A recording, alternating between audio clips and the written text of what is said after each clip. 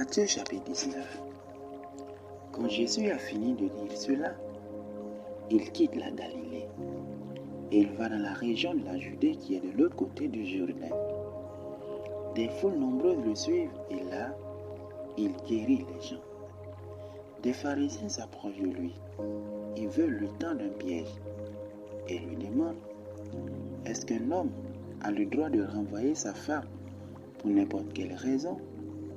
Jésus leur répond: vous n'avez pas lu ce qui est écrit dans les livres saints? Au commencement, Dieu a créé l'homme et la femme. Et Dieu a dit: à cause de cela, l'homme quittera son père et sa mère pour vivre avec sa femme. Et les deux deviendront comme une seule personne. Ainsi, ils ne sont plus deux, mais ils sont comme une seule personne. Ne séparez donc pas ce que Dieu a uni. Les pharisiens lui disent: mais quand un homme renvoie sa femme, Moïse a commandé à l'homme de donner à sa femme une lettre de divorce. Pourquoi donc?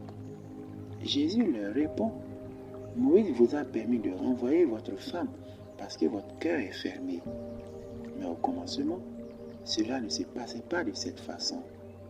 Vraiment, je vous le dis, un homme ne doit pas renvoyer sa femme, sauf quand le mariage est contraire à la loi.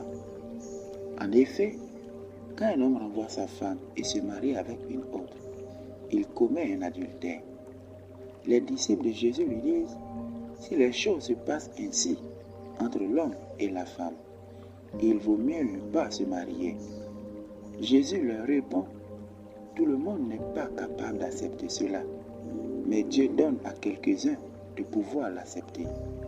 Il y a des gens qui ne se marient pas parce qu'ils ne peuvent pas le faire. Pour certains, c'est depuis leur naissance. D'autres, c'est parce qu'on les a empêchés de le faire en les rendant uniques. Et il y a des gens qui ne se marient pas à cause du royaume des cieux. Celui qui peut accepter cette parole, qu'il l'accepte. Des gens amènent des enfants à Jésus pour qu'il pose les mains sur eux en disant une prière. Mais les disciples font des reproches aux gens. Alors, Jésus dit aux disciples: laissez les enfants venir à moi. Ne les empêchez pas. En effet, le royaume des cieux appartient à ceux qui sont comme eux. Jésus pose les mains sur la tête des enfants. Ensuite, il quitte cet endroit.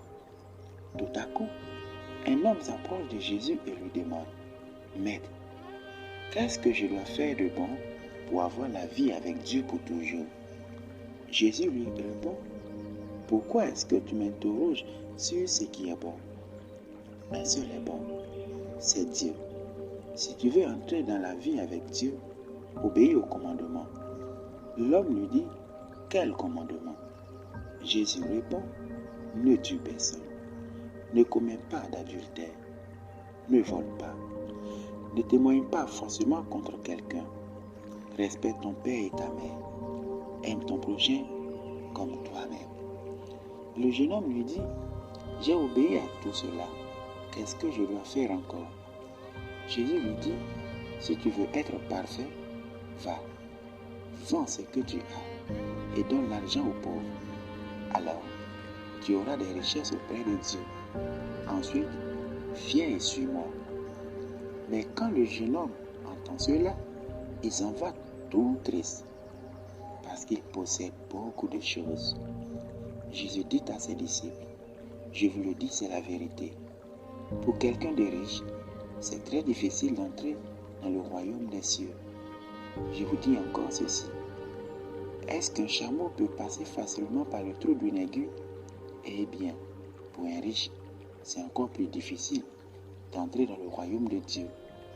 Quand les disciples entendent cela, ils sont très étonnés et ils disent: mais alors, qui peut être sauvé? Jésus les regarde et leur dit: pour les hommes, c'est impossible, mais pour Dieu, tout est possible. Alors Pierre dit à Jésus: écoute, nous avons tout quitté et nous t'avons suivi. Donc, pour nous, qu'est-ce qui va se passer? Jésus leur répond: je vous le dis, c'est la vérité. Dans le monde nouveau, le Fils de l'homme sera assis sur son siège glorieux. Et vous qui m'avez suivi, vous serez assis sur 12 sièges pour juger les 12 tribus d'Israël. Et tous ceux qui ont quitté maison, frères, sœurs, pères, mères, enfants ou gens, à cause de moi, tous ceux-là recevront 100 fois plus et ils auront aussi en partage la vie avec Dieu pour toujours. Parmi ceux qui sont les premiers maintenant, beaucoup seront les derniers. Et parmi ceux qui sont les derniers maintenant, beaucoup seront les premiers.